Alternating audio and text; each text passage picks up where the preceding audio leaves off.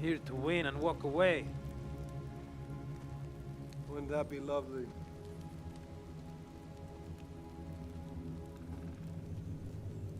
I've got a bad feeling about this. I hope you're ready for a space heist because I know a ragtag band of rebels who absolutely are not, and we find this out just in time for them to embark on a suicide mission raiding an Imperial garrison. What could possibly go wrong?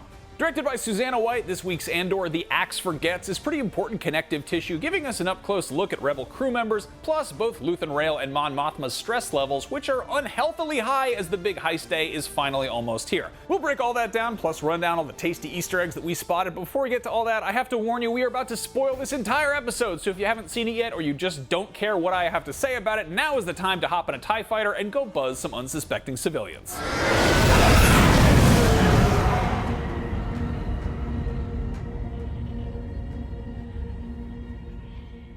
Okay, now that we're past the spoiler warning, let's get right to it. Cassian Andor, aka Imperial Private Clem, and the gang of rebels he's teamed up with are about to pull off the heist of the century, the quarterly payroll for an entire Imperial sector. Tricky part is, they gotta boost it from an Imperial depot and garrison that's packed to the gills with troopers and personnel. None of the rebels trust Cassian, and he doesn't seem to trust them either, but by the end of the episode, they're all in position, ready to finally do the thing in episode 6. Meanwhile, Luthen Rael and Mon Mothma are back on Coruscant, living their lives, totally stressed out about the plans that they have put into motion. Meanwhile, former security agent Cyril Karn withstands the most devastating offense of the entire series so far, dished out by his mama.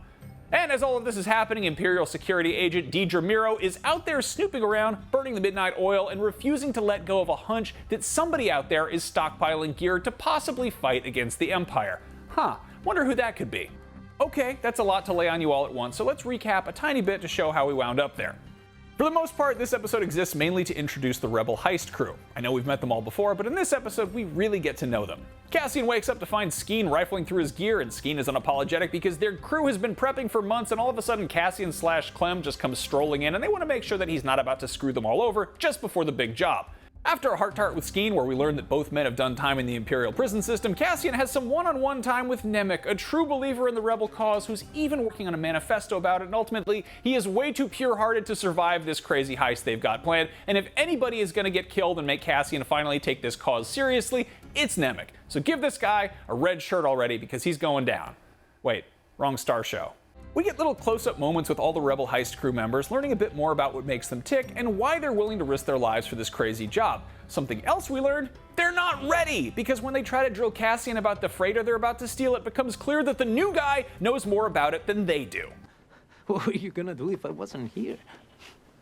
Might have been ugly, but we'd have figured it out. We wanted to be sure.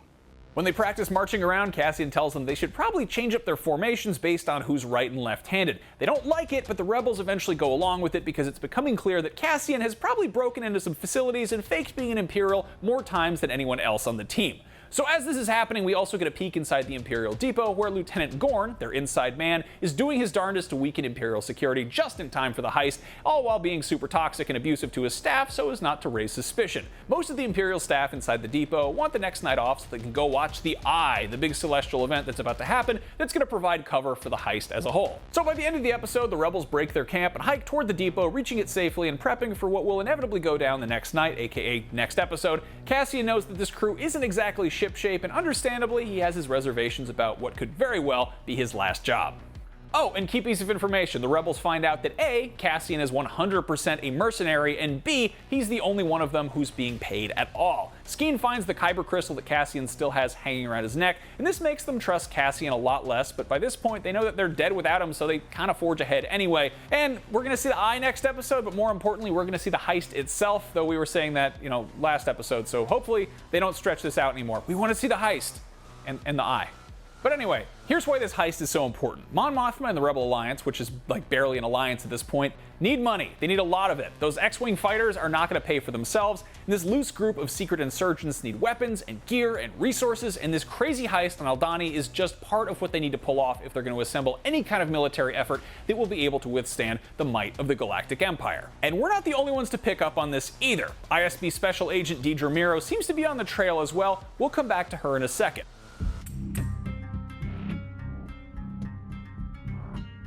Meanwhile, Mon Mothma is just trying to hold it together. She's aware that the job is about to go down and she's just trying to stay under the radar and also prevent her family from splintering in the process. We only get 2 scenes with Mon Mothma in this episode, and both of them seem pretty important. First, there's a scene at home with her daughter, Lieta, and her husband, Perrin Firtha, and it's pretty clear that things are tense at home. Mon Mothma obviously has a lot of secrets to keep and seems to have led a pretty strained relationship with her daughter, who accuses her of making everything about herself. Of course, Lydia doesn't know that her mom is taking literally the biggest risk possible to save the galaxy. Hope that comes up eventually for them, but it's a small picture of what Mon Mothma is personally sacrificing to do for all of this. Then again, her kid might still be obnoxious even if she knew all of that, because she's a teenager, and sometimes teenagers just hate their moms no matter what. There's a really peculiar scene with Perrin and Mon Mothma in their fancy luxury speeder high in the busy skies of Coruscant, coming home from some gala or something. They have some stiff small talk, and then Perrin asks her about a new foundation that she started, and when she says that she didn't think he'd be interested in a charitable foundation,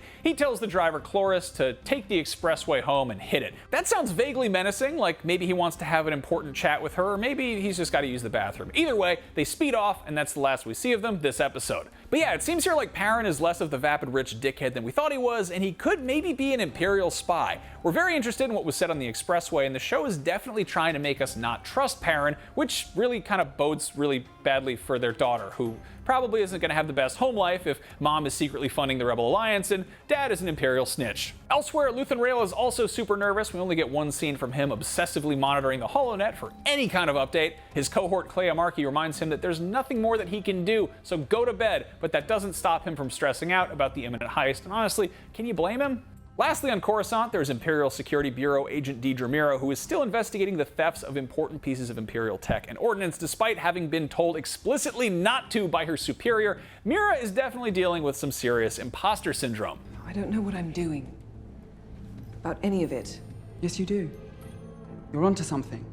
Man, that intern is a real one, I'll tell you that much. That guy needs a promotion or like a gift card or something. Anyway, there's bits of Imperial tech that have been stolen from all over the galaxy, and Meero and the intern think that the pattern is too random to be discounted. This is how I'd do it. I'd spread it out. Never climb the same fence twice. Encouraged by her underling and popping some pills, Meero is back on the case she's not supposed to be on, giving a f*** when it's really just not her turn to give a f***.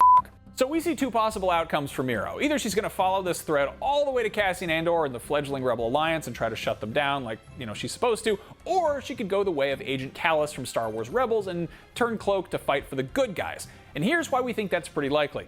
1, her job sucks, and 2, everybody at her job sucks, except for the intern guy, but she could just take him with her when she leaves. Kallus was ISB2, and he switched sides for the same reason. Well, that and the guilt that he had possibly wiped out an entire species. It's okay, he didn't. But the point is, when your pressure cooker job sucks as much as Meero's ISB posting, that's not going to take that much to push her over the edge once another opportunity comes along. Meero is a rebel in the making, mark my words. Unless it turns out that I'm wrong, in which case please disregard everything I just said. Being a leader isn't something one just turns on and off. By the time you remember to sit up straight, it's too late. And finally, we check in on former security agent Cyril Karn, who withstands a withering attack from one of the most stone-cold villains to ever grace the Star Wars galaxy, his mother. Mama Karn is not happy her son got fired from his job in the Morlana sector, or that he never had her come visit him at his post before that, and she gives him the business about all of that, and also not having any future job prospects line up. Cyril, understandably, would rather go get lost inside of a Sarlacc pit than continue listening to this, but with no Sarlacc pits in sight, he has to sit there and eat his cereal. Anyway, the big takeaway from these scenes is that Karn's mom continually brings up Uncle Harlow, who can apparently nepotism Cyril into a job somewhere, probably. It's implied that Uncle Harlow is A, in law enforcement, and B, not of the opinion that Cyril has a future in law enforcement, so not sure how that's supposed to work out. Maybe he winds up doing janitorial work on the Death Star, or being an Imperial officer. Either way, Mama Karn says that Uncle Harlow will probably know what's best. We're guessing here that Uncle Harlow will probably funnel Cyril into the arms of the Empire, where an ambitious little tryhard with a streak could thrive professionally. Some folks online think that Karn could actually be a future rebel, which is totally possible, especially if he continues to mess up at work as badly as he did at the Ferrix incident, but it seems a little out of character since we've literally only seen this guy being a bitter, hateful little this entire show. Our money is on Agent Dedra Meero ending up a rebel, and Karn moving out of his mom's house into the warm embrace of the Empire.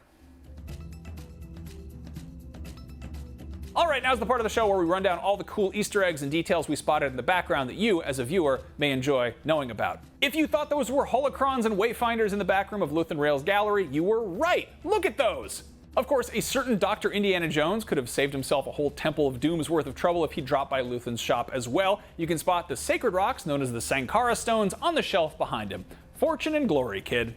Early in the episode, as the artist formerly known as Agent Cyril Karn is deep in his feelings about losing his job, his mom pours him a bowl of space cereal, complete with some blue milk. Blue milk, everybody! Part of this complete breakfast since 1977. I wonder if people get blue lactose intolerance and just completely destroy space toilets, aka freshers, after drinking it. Of course, if this is the same blue milk we find on Batuu, aka Disney's Galaxy's Edge, it is plant-based, made from coconut and rice milk because those theme park toilets can only take so much abuse, you know what I mean?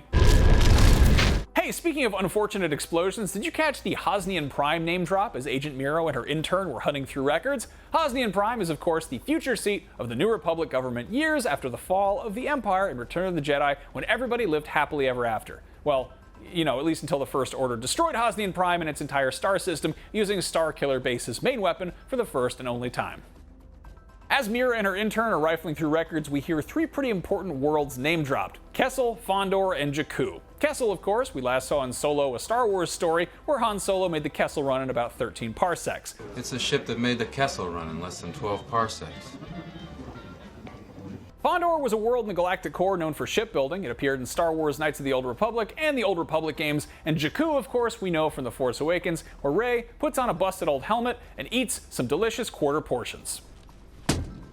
And Cassian's experience in the Imperial prison system is what helps him immediately identify Screen's Crate's head tattoo, which seems to have special meaning while incarcerated. The word Crate, of course, we know from Tatooine lore, the Crate Dragon. Last time we saw a Crate head in Star Wars canon, Din Djarin was casually exploding one in The Mandalorian Season 2 premiere.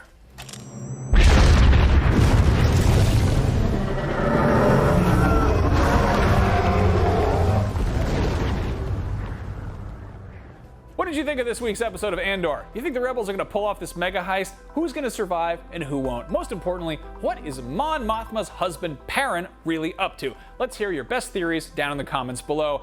Anyway, I'm Max Scoville. Thank you for watching this episode of Canon Fodder. For more Star Wars, here is how Andor shows the bleak side of life during the Imperial era. Check that out. Don't forget to follow and subscribe to IGN wherever you like to watch. We'll see you next time. May the Force be with you.